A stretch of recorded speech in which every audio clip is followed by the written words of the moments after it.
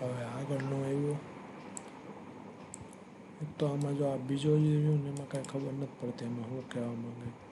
Python program that take a number n from user and display following pattern. આમ થોડી કાંઈ pattern કહેવાય, આ તો ગમે એમ પ્રિન્ટ કરી નાખ્યું. આ રીતના આ 5 નંબર ઇનપુટ થયા, પછી આ 5 ઇનપુટ થયા. એ રીતના હોય તો કાંઈ ખબર નહીં. આ પછી સોરી એનું રિવર્સ થયું એ રીતના કાંઈ નહીં. એનું કા 20 માર્કનું જોઈએ. શું કીધું તો કે in university there are more than 50 faculty different institute as per the government rules and regulation based on yearly salary faculty need and tax based on salary write a Python program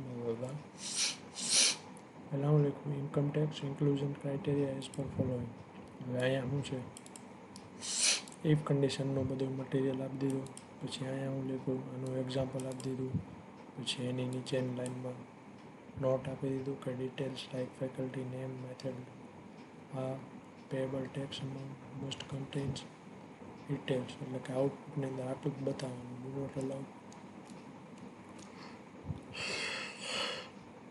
about well input. Ready. આ એમ જોઈને તો કાંઈ હે નહીં, hello જ છે એટલે ઓલામાં સમજાઈ ગયું. પહેલાં જે લખ્યું હોય ને એમાં પહેલાં શું કરવાનું તો કે નામ ઇનપુટ લઈ લેવાનું. પછી અહીંયા એમ કીધું છે કે નંબર જે રહ્યો એ નેગેટિવ ન હોવો જોઈએ, તો આપણે શું કરી ઇન્ફાઇનાઇટ લૂપ શરૂ કરી એની અંદર નંબર રહ્યો એની ઇનપુટ લઈ લઈ કે શું કહેવાય મંથલી સેલેરી.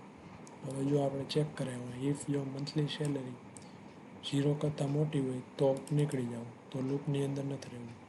પણ જો 0 કરતાં નાની હોય એટલે કે એલ્સ પાર્ટમાં જાય તો આ લૂપની અંદર વારે ઘડીએ પૂછ્યા લખો જ્યાં લગી વેલ્યુ રહી પ્લસમાં ન આવી જાય. પછી હું લીધું યર સેલેરી એટલે કેટલું તો કે આખા વર્ષના 12 મહિના ગુણ્યા મંથલી સેલેરી કરી નાખ્યું. પછી સિમ્પલ અહીંયા કન્ડિશન આપેલી if yearly income is up to આટલા તો ટેક્સ નહીં દેવાના. ઇફ આ ટેક્સ નહીં દેવાનો.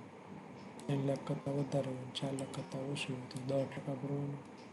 અને એ રીતે કયો તો કે જે ટેક્સ 3 લાખ ઉપર જેટલા રૂપિયાની રકમ હોય ને એનો જ થાય. જેમ કે આમાં કેમ છે કોઈ જો 3 લાખની જગ્યાએ 4 લાખ જેટલો સરવાળો થતો હોય તો માથે કેટલા આવ્યા 10,000 આવ્યા, તો એ અહીંયા કેલ્ક્યુલેટ કર્યા. વાયએસ એટલે યરલી સેલેરી જે ઇનપુટ થઈ છે એ -3 લાખ, એટલે કે 3,10,000 - 3 લાખ એટલે કેટલા વધ્યા 10,000 આવી ગયા આ વેરિયેબલની અંદર અહીંયા. પછી એના આપણે ટકાવારી કેલ્ક્યુલેટ કરાવી નાખીએ. ટેક્સ ઇક્વલ ટુ અમાઉન્ટ ગુણ્યા 10 ડિવાઈડ બાય 100. 10 ક્યાંથી આવ્યું તો કે અહીંથી આવ્યું 10, 20, 15 બસ આ જ રહેવાનું. બીજું કંઈ જાજુ રહે નહીં. નેગેટિવ હોય તો એ ધ્યાન રાખવાનું. અને પ્રિન્ટ કરાવીને ત્યારે નંબર કે એવું કંઈ હોય ને તો એની આગળ STR કરીને જ પ્રિન્ટ કરવાનું, નકર પ્રિન્ટ નહીં થાય.